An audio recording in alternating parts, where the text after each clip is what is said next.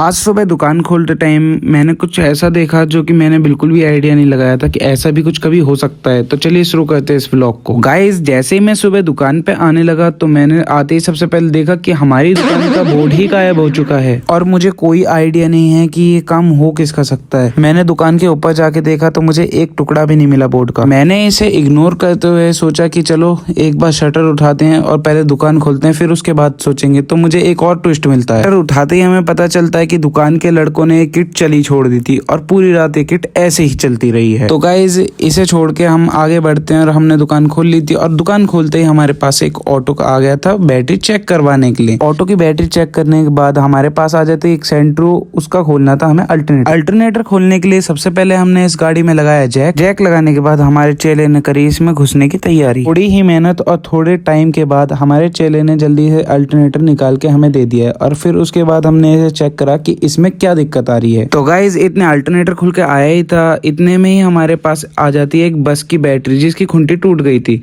तो देखिए, बिल्कुल ये अलग ही हो गई थी। गाइज, इस बैटरी पे दिखा दिया हमने अपना जादू और इसे जल्दी से जोड़ के हमने वहीं पहुंचा दिया जहां से आई थी। इसके थोड़ी देर बाद ही एक भैया आते हैं इन्वर्टर का बैटरा लेने और हमने इन्हें अच्छे प्राइस में बैटरा भी सेल कर दिया। बैटरी सेल करने के तुरंत बाद ही हमने इस सेंट्रो में भी इसका ऑल्टरनेटर फिक्स कर दिया। उसे फिक्स करने के बाद दोपहर के टाइम हमारे पास एक शिफ्ट आ जाती है, जो कि जिन भैया की शिफ्ट थी वो सारे जा रहे थे एक शादी में और इनकी गाड़ी की बैटरी बिल्कुल डेड हो चुकी थी। तो इन्होंने कहा कि भैया मुझे एक स्क्रैप में से बैटरी दे दो, इस बैटरी के बदले मेरी बैटरी और कुछ पैसे ले लेना।